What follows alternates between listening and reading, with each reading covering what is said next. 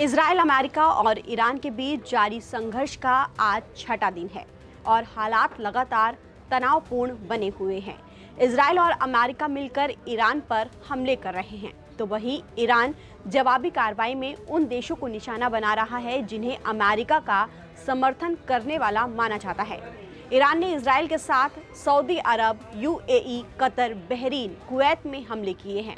इन हमलों में ईरान ने अमेरिकी सैनिकों और मिलिट्री ठिकानों को निशाना बनाया है और अब पाकिस्तान के भी इस जंग में शामिल होने की चर्चा शुरू हो गई है। इसकी वजह सऊदी अरब के साथ उसका रक्षा समझौता है।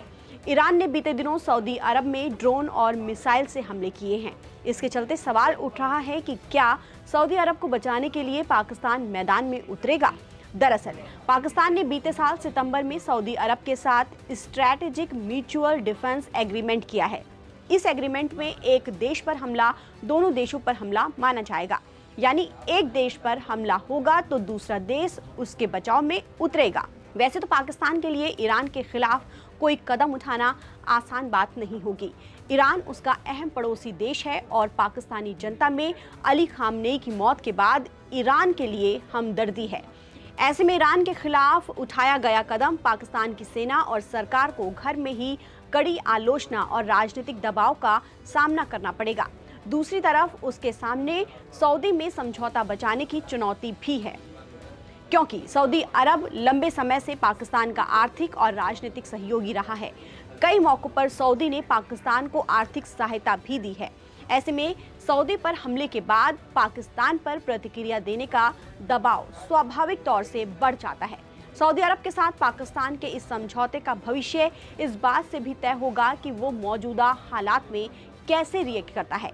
पाकिस्तान के विदेश मंत्री इशाक डार ने बताया है कि उन्होंने ईरान को इस डिफेंस एग्रीमेंट का हवाला देते हुए सऊदी पर हमले करने से रोका है। पाकिस्तान का ये कदम दिखाता है कि वो बीच का रास्ता निकालने की कोशिश में लगा हुआ है। पाकिस्तान के अमेरिका से अच्छे संबंध और सऊदी के साथ डिफेंस पैक्ट के बावजूद एक्सपर्ट्स का मानना है कि पाकिस्तान की सेना, जिसकी कमान जनरल असीम मुनीर के हाथ में है, सीधे इस युद्ध में शामिल होने से बचेंगे।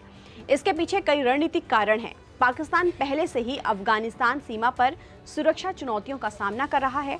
वहीं भारत के साथ भी उसके संबंध तनावपूर्ण बने हुए हैं। ऐसे में अगर पाकिस्तान ईरान के साथ भी टकराव की स्थिति में आता है तो उसके लिए 3 मोर्चों पर संकट खड़ा हो सकता है। ऐसे में एक्सपर्ट्स का मानना है कि पाकिस्तान के लिए युद्ध में उतरने के मुकाबले सऊदी अरब की संभावित नाराजगी झेलना ज्यादा आसान होगा। फिलहाल पाकिस्तान कूटनीतिक संतुलन बनाकर इस जटिल स्थिति से बाहर निकलने की कोशिश कर रहा है। ताज़ा अपडेट के लिए आप बने रहिए नवभारत टाइम्स के साथ। नमस्कार।